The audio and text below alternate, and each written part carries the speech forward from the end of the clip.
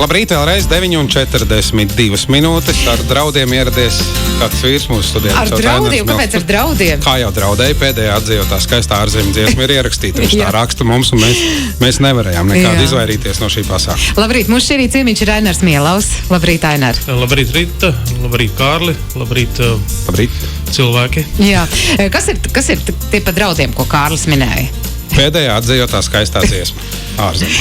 Jā, lūkoši ātri izstāstīt. Sākās tas jau īstenībā pirms 6 gadiem, bet visu to turpināt man ierosināja puisīts vārdā Alfreds. Apmēram 10-11 gadu viņam varēja būt. Februārī mēs koncertējām Zvejnieku ciemā, un pēc koncerta es parakstījos uz saviem ierakstiem albumiem, un pienāk Alfreds, un lūdzu, vai var parakstīt to kompaktdisku. Un es parakstu, viņš saka, vai drīkst lūdzu uzdot vienu jautājumu. Es, jā, protams. Viņš saka, jūs jaunas dziesmas arī sacerēsiet. Un es tā iepauzēju un teicu, es nevaru Alfredu tagad, kamēr karš man nav ko teikt. Viņš saka, vai drīkst vēl vienu jautājumu lūdzu? Saka, jā, lūdzu, Alfredu. Bet pēc kara jūs sacerēsiet? Es teicu, pēc kara, jā, es tev apsolu.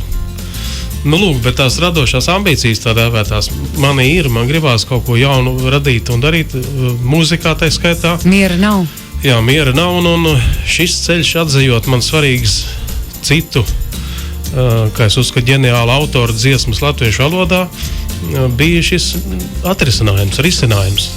Un beigās kopā sanāca 4 dziesmas, un es nolēmu, ka jāizdod tā dēvētā īsā plati, rietumos to apzīmē kā Extraplay EP, kurā ir 4 dziesmas, un tā nāca klajā pirms pāris dienām, pirmdienā. Šorīt mēs klausīsimies dziesmu ar nosaukumu Nogruvums. Oriģināli tā ir? Kas par dziesmu? Dziesmas oriģinālais nosaukums ir Landslide, burtiski zemes nogruvums, un šīs dziesmas autoris Stevie Nicksa, viena no 2 ģeniālajām grupas Fleetwood Mac dziesmu autoriem, dziedātājiem un dalībniecēm. Tu pēc brīža izstāstīsi arī par citiem jaunumiem, par grāmatu un topošo bilžu izstādi, bet šobrīd Radios Konto eterā pirmatskaņojums Ainars Mielaus un Nogruvums. Radios Konto! Un viss. Nogruvums un viss. Atpazini dziesmu? Jā, atpazinām dziesmu. Ainars Mielaus un dziesmu Nogruvums. Ainar, es tev apsveicu, tev ir grāmata iznākusi. Ļoti skaista grāmata, vārdi un gleznas, kad mēnesis jūrā krīt. Kā tev radās tā doma, ka jāizdod... Lai drošs nosaukums. Lai visi nedomā, ka tā ir tā grāmata, jā.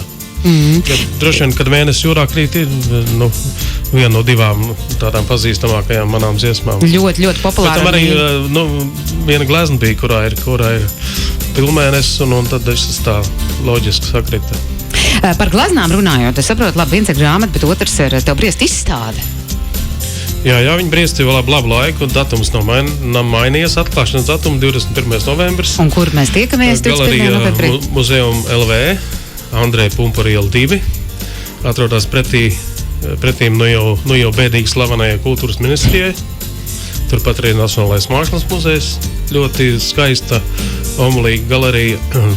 Tā kā esam priecīgs un pateicīgs Julijai Jeresko par atsaucību. Un meitenes jau tagad, tur meitenes ir galvenās, jau gatavojās un jau grib noskaidrot detaļas par atklāšanu. Tas ir patīkami, bet negaidīt ātri, bet patīkami, jā.